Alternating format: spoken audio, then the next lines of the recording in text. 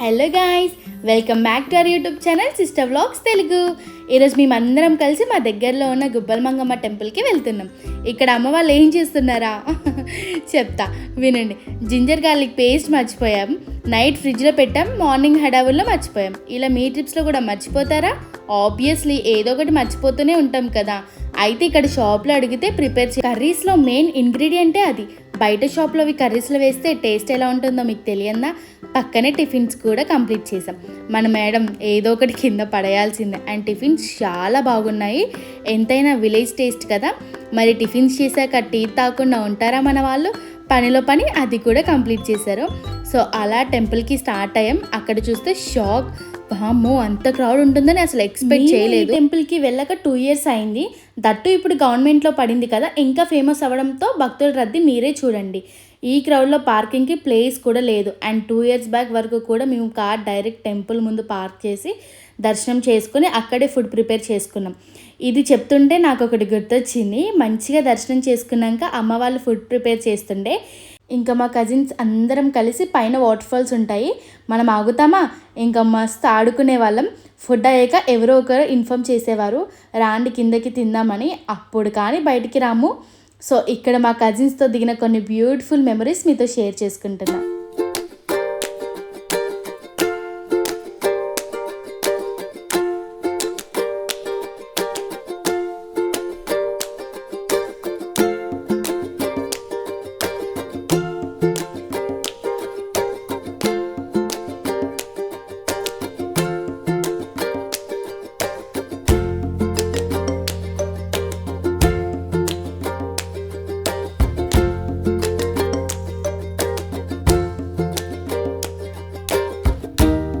అయితే ఇప్పుడు at least temple near by car వెళ్ళడం కూడా కుదరదు అన్నారు.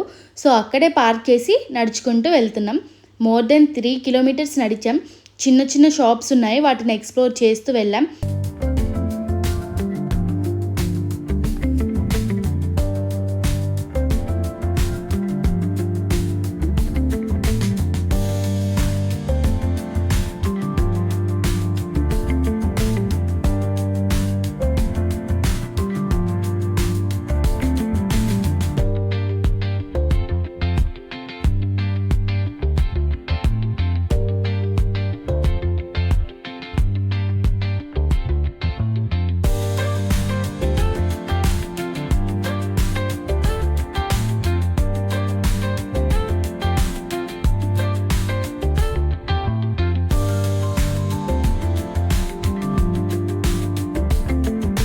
ఇంకా దర్శనం కంప్లీట్ చేసుకున్నాం.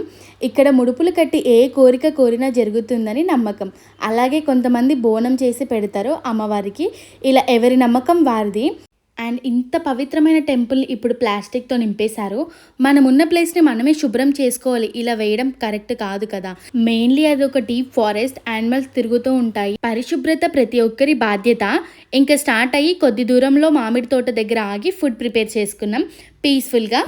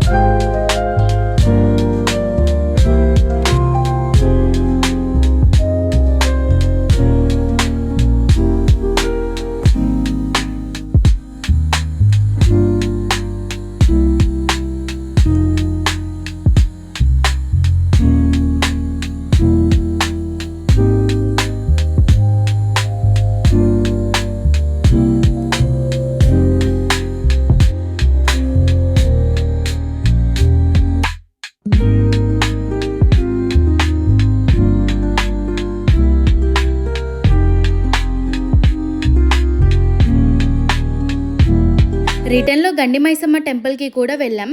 బట్ అప్పటికే టెంపుల్ క్లోజ్ చేసేసారు. ఈ టెంపుల్ కూడా చాలా పవర్ఫుల్. సో ఇలా మా డేని ఐస్ క్రీమ్తో ఎండ్ చేసాం.